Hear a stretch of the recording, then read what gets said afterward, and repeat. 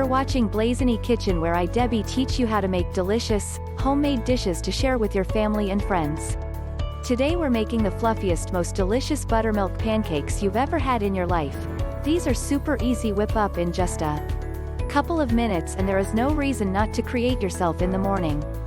Let's get started. First off, we're adding 1 1/3 cups or 160 grams of all-purpose flour into a large bowl, the sifter hovering around 1 teaspoon of salt, 2 tablespoons of sugar, and a tablespoon of baking powder. And now for the wet ingredients. I have 1 cup of buttermilk in my measuring cup.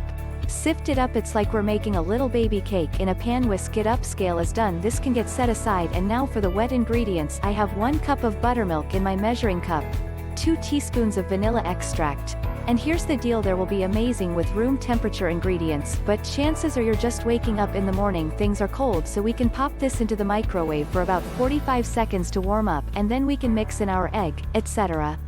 So let's warm you up. I have to get rolling. Okay, 1 egg into my buttermilk, which is nice and warm now. I warm my milk for almost every recipe I make. It makes a huge difference.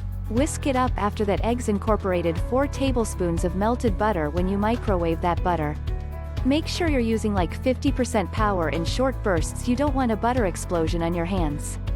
First thing in the morning, there is some water in that butter and it'll steam up and go. Not a good scene. Stir it in before I even mix this in. I'm gonna turn my cooktop on, just have it on low to start heating up. Okay, now pour the wet into the dry and mix until just combined.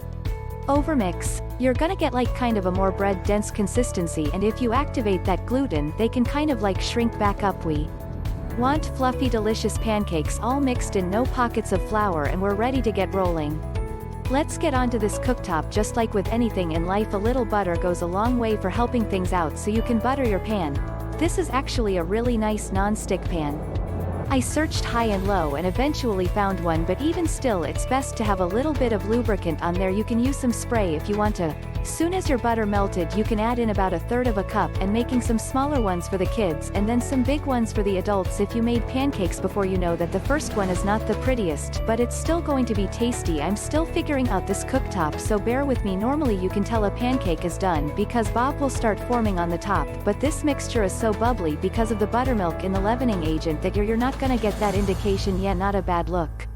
Fluffiness always lifts up the corner to take a look, and you can see, if you can hear, but the kids are actually starting their breakfast. This would be like the dessert part of breakfast. They're having oatmeal now. The secret is to give kids a little bit of something good and a little bit of something indulgent. Don't give the indulgent part first. Made that mistake. Okay, perfect. Look at that fluffy pancake mixture. That is the secret to a fluffy pancake.